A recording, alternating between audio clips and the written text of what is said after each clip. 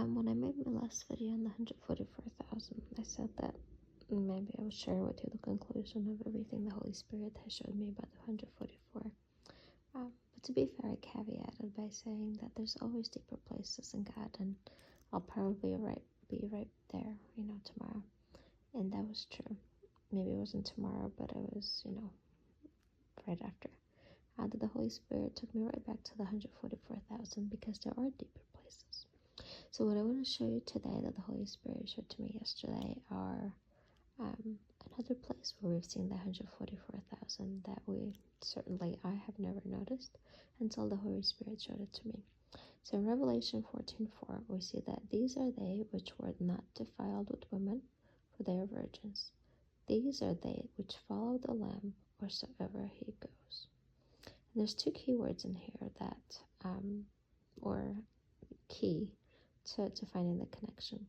And it's the word defiled. These are they which were not defiled. And these are they which follow the Lamb wheresoever he goes. And the Holy Spirit revealed them to me in the Church of Sardis. Now, the Church of Sardis, I believe, if you can see my notes, I believe is the church that is right before the tribulation. I believe that because if you do not watch, I will come as a thief, and you don't know in what hour I come upon you. I believe that the Church of Sardis is the dead church before the tribulation. I believe Church of Philadelphia is the church that is raptured, and the last one being the left behind church that was left behind because it was lukewarm. Now, back to where I said the Holy Spirit showed it to me. So in Revelation 14:4, it says that they are they which were not defiled with women, and they that follow the Lamb wheresoever he goes. And if you look at this verse right here, you have a few names, even in Sardis, which have not defiled their garments. They're not defiled, and they shall walk with me in white, for they are worthy.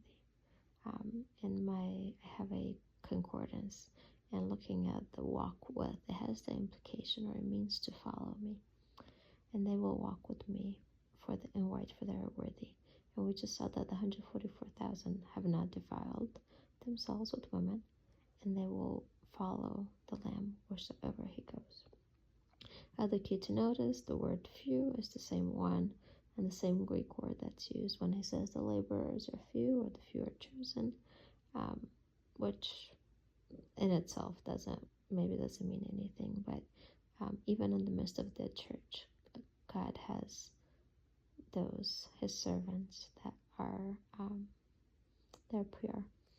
But the other thing that I want to show here is in John 12:26. It says, "If any man serve me, let him follow me, and where I am, there shall also my servant be."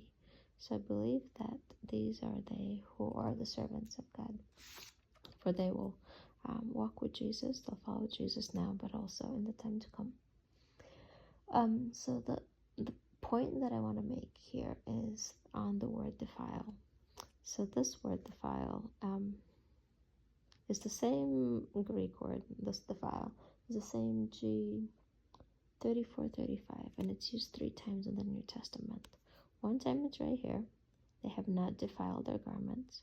One time is in Revelation 14:4, where it talks about the 144 were those who were not defiled with women. And the third time it happens, it's in 1 Corinthians 8:7, where he talks about people who eat food offered to idols. And it says, "For some with conscience of the idol eat it as a thing offered unto an idol, and their conscience being weak is defiled." So the word defiled, we know by 2 Corinthians 5:23, I got my notes here on the side, that when it talks about clothing, the garments, it's also talking about the body. When Paul talks about, we will put off this garment and be clothed with our tabernacle, or like our garments made without hands. So he's talking about a body. So here it's saying that these people, in Sardis have not defiled their garments, they have not defiled their bodies. And we know by 1 Corinthians 8:7, which I read, you can also defile your conscience and your body. So we know that these 144,000 were not defiled with women. So we know they haven't defiled their bodies. And here we see that they have not defiled their garments, which also means body, but also I believe it means like your heart, your conscious, who you are. The reason that I think this matters is in Acts 15:20, and if I have it readily open, I will show it. If not, I'll stop making noise. But in Acts 15:20, it said when they were trying to decide if the Gentiles should be circumcised, and they talk about how they received the Holy Spirit, they were saved, and I believe it is James who says, "Therefore my sentence is that we trouble not them which from among the Gentiles are turned to God, but that we write unto them that they abstain from the pollutions of idols and from fornication. And then he says things also who are strangled and blood." So we see that the Gentiles were not to be under, Jewish law, but they really had two, or I guess 4 main things to abstain from, 2 of which are very relevant in the book of Revelation, which is pollution of idols and fornication. We see that the church of Pergamos had the doctrine of Balaam, who were teaching them to eat things sacrificed unto idols, polluting their conscience, and to commit fornication, polluting their bodies or defiling their bodies. We see once again Jezebel was teaching and seducing the servants to commit fornication, therefore defiling their bodies, and to eat things sacrificed unto idols, defiling their conscience. We see the book of 1st and 2nd Corinthians are very much related to that, because it talks about fornication. In 1 Corinthians 6:18 it says, "Flee fornications, because he that commits fornication sins against his own body." And it's also First and 2nd Corinthians that talks about things dedicated or offered to idols. So I believe that when we put all of this together in the context, was there maybe the similar teachings in Sardis? Maybe, but they had bigger problems. They were dead. Maybe false teaching was at this point a drop in the bucket for all the problems that they had. But we see that those who were in Sardis, they did not defile their garments, they did not defile their conscience, they did not defile their bodies. And they will walk with me in white. They will walk with Jesus in white, for they are worthy. And then we just so lovingly see them in Revelation 14:4, where it says that they were not defiled with women, which I believe it means that, one, they did not defile their bodies. They were they who did not commit fornication. They were not part of the false teachings of the time. And they're they which follow the Lamb. They're the ones who are walking with Jesus in white, because they're worthy. And that said, I will quickly go into this part with the woman, because it is connected. I pray the Holy Spirit helps me say everything I say here in a way that makes sense. So the woman. There is a parable in Matthew 13:34. I'm sorry about the noise as I go there and speak quietly, because everybody in my household is still sleeping. But we see 2 parables. First, we see the mustard seed. I mentioned it in a previous one, that the Holy Spirit revealed that this is talking about the Antichrist. Because we know the mustard seed is the least of all seeds. We have the one who is the little horn, but when he grows, he becomes a tree that the birds of the air, which we know by other parables that the birds of the air represent the wicked one, come and lodge under their branches. So I know this is talking about the Antichrist. But then it has this other parable about the kingdom of heaven is like leaven, which a woman took and hid in 3 measures of meal until the whole was leavened. The Holy Spirit of God revealed that the woman, which actually we see in Revelation 17:18, and he says, "The woman which you saw is the great city which reigns over the kings of the earth."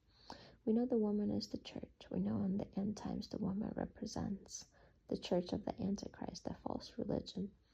Revelation 7:18 further tells us that it's that great city. I believe it to be the Vatican City, because it says it reigns over the kings of the earth. There's probably every king, every president, every important person in the world has met the Pope and has probably kissed the Pope's ring or kissed the Pope's hand. So we know that the authority that the Pope represents over them, to some extent, is the religious authority over all the important people on the earth, and even more so in the time to come. But what we will see is this woman, this false religion, this false church, will take leaven, will take sin, will take deception, and will hide it in 3 measures of meal. And for a long time, I was stuck on like, we know 3 means together, but what are the measures of meal? And I believe that is the 3 religions that will be mixed and mingled in the end times. We see the beginnings of that in Dubai at the Abrahamic family house, which have built a mosque, a church, and a synagogue. There are 3 different buildings within one complex joined together. It is a gathering together, and I believe a preview of what this church, what this woman, maybe the Vatican, will combine these religions, will bring them together, the Muslims, the Christians, and the Jewish together in a way that, brings peace, but also mingles the truth and the truth of who Jesus is. So we see that this will be the situation in the end times.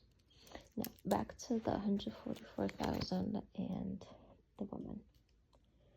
In 2 Corinthians, so I'm not in the right place, please ignore my Bible.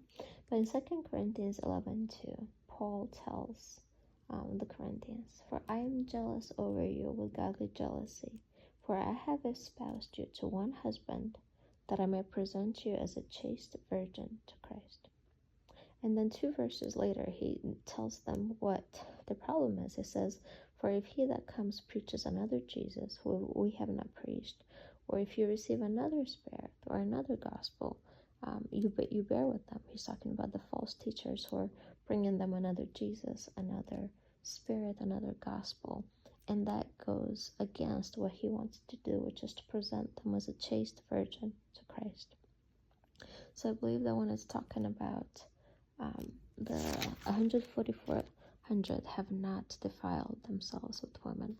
1, they haven't defiled themselves with women representing religion, but I also believe that this, in this case, is that false teaching, that false woman that will come joining together this religions of, the mosque, the church, the synagogue, the 3 main religions into one, presenting another Jesus, another spirit, and another gospel, and to defile themselves. People who will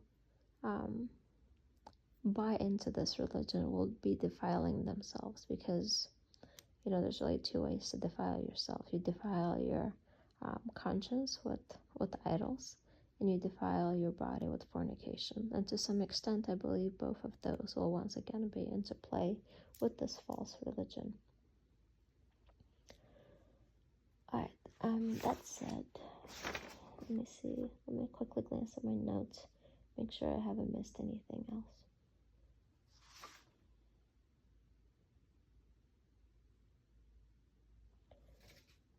The next part, I have some other things, but maybe it's for another time, and if the Holy Spirit leads me to share that, I will. But for now, I hope you see the connection with the Church of Sardis. Thank you, and have a blessed day.